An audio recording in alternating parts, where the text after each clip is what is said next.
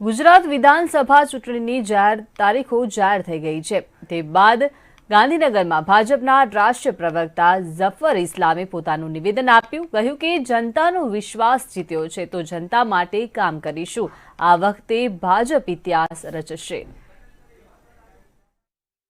ગુજરાત વિધાનસભા ચૂંટણીનું બ્યુગલ વાગી ગયું છે ત્યારે આપણી સાથે છે ભાજપના રાષ્ટ્રીય પ્રવક્તા અને રાજ્યસભા સાંસદ ઝફર ઇસ્લામ સાહેબ। એમની સાથે આપણે વાત કરીશું કે સર, भारतीय जनता पार्टी द्वारा विधानसभा इलेक्शन रिकॉर्ड ब्रेक सीटों से जीतने के लिए क्या क्या आयोजन किए गए हैं?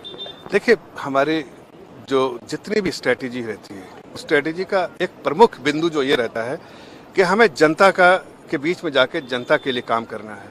पिछले 5 सालों में आप देखिए, जो वही फीडबैक जो जनता से आया था उसको हमने धरातल पे लाया है। इस बार भी स्ट्रेटेजी जो भी रहे, लेकिन उसका जो मुख्य बिंदु है कि जनता का विश्वास जीता है, जो हमने जनता के लिए काम करेंगे और जनता ही के फीडबैक के हिसाब से जनता को जाके हम वो अपने मैनिफेस्टो में लाके वो हम 5 सालों में करेंगे। आज मैं कह सकता हूँ इस बात को कि जो फीडबैक जो जमीन से आ रहा है उससे हम इस बात को महसूस कर रहे हैं कि जो हमने 27 सालों में जो विकास का काम किया है, जो हमने यहाँ पर घर तक बिजली, पानी, सड़क, गरीबों को छत देने का काम किया है और एक सुरक्षित स्टेट बनाया है जहाँ तेजी से इन्वेस्टमेंट हो रहा है, तेजी से बाहर के लोग यहाँ जो है जो व्यापारी लोग यहाँ के इन्वेस्टमेंट करते हैं। हर चीज में आप देखिए जो है वो जो है गुजरात सबसे आगे दिखता है। ऐसे में मुझे पूरा विश्वास है कि इस बार भारतीय जनता पार्टी इतिहास रचाएगी और 150 सीटों से ज्यादा जीतेगी।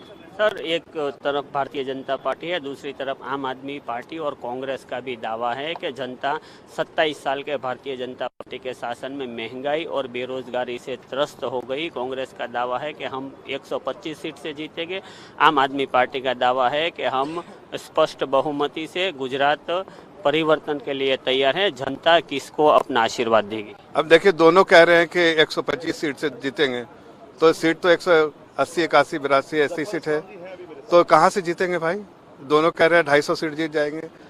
हकीकत है कि दोनों के पास जनता से कोई ट्रैक्शन नहीं मिला है, कोई उनको जनता से जो सपोर्ट है वो नहीं मिला है। दोनों पार्टियां जो है इस तरह के खोखले दावे करें और पहले भी किया है इन्होंने, हर स्टेट में किया है। अभी देखिए उत्तराखंड में कहा था और उसमें उत्तर प्रदेश में भी कहा था। दोनों में आप देखिए सब जमानत जब्त हो गई।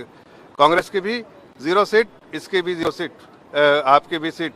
अब दोनों की जमानत जब्त हो गई, दोनों की 1 सीट है। तो ऐसे में वो क्या कहना चाहते हैं? सर, कांग्रेस के मुख्य निरीक्षक है अशोक गहलोत, वो राजस्थान के मुख्यमंत्री है। अभी कांग्रेस आला कमान और अशोक गहलोत के बीच में जो खटपट चली और जो रस्साकशी चली, जो खींचतान चली, उसका गुजरात के इलेक्शन पे क्या असर पड़ेगा? देखिए, वो उनका अंदरूनी मामला, मैं नहीं जानता उसमें उनके आपस में क्या खटपट चल रही है। मैं तो सिर्फ जनता के बीच में हम जाते हैं, जनता का विश्वास है हमारे पास प्राप्त किया है हमने जनता के बीच में जो काम किया, इसलिए उनके फीडबैक के बेसिस पे हम ये कह सकते हैं कि हम इस बार जो है उनको हार, जो जनता यहाँ पर उसका हार का मजा चखाएगी और भारतीय जनता पार्टी को इतिहास रचाने का पूरा श्रेय जो भी होगा उसका श्रेय जो है यहाँ की जनता को। सर, अंतिम सवाल एक, आप भी पहले कांग्रेस में थे, जैसे कांग्रेस के अंदर रस्साकशी चल रही है, जैसे नेहरू गांधी परिवार का अब कोई वो उतना वर्चस्व नहीं रहा, जनता पे नेहरू गांधी परिवार के नाम से अब वोट नहीं मिल रहे हैं। दूसरी बाजू जनता नेहरू गांधी परिवार भी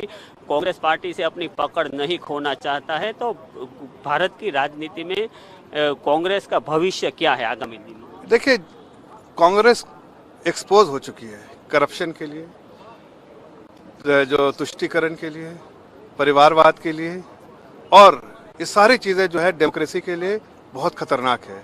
इसलिए हमारी लड़ाई आदरणीय प्रधानमंत्री जी के नेतृत्व में है कि परिवारवाद से, तुष्टीकरण से, करप्शन से लड़ना है। उनकी पॉलिसी जो रही है वो बराबर ऐसी रही है जिससे जनता के खिलाफ, परिवार के फायदे के लिए। आज हम जनता के लिए काम करते हैं, हमारा कोई परिवारवाद कोई है नहीं भारतीय जनता पार्टी में। इसलिए वैसी पार्टियां जो परिवारवाद के रास्ते चलती है और परिवारवाद को प्राथमिकता देती हैं, उनको खमियाजा जनता भुगतवाएगी। જી આ હતા જફર ઇસ્લામ. તેમણે સ્પષ્ટ જણાવ્યું કે ભારતીય જનતા પાર્ટીને લોકોનો સ્પષ્ટ જનાદેશ મળશે, જ્યારે કોંગ્રેસના પરિવારવાદ અને કરપ્શનને જનતા જાકારો આપશે. કેમેરામેન હિરેન રાઠોડ સાથે ચેતન બાંભણિયા, મંતવ્ય ન્યૂઝ, ગાંધી.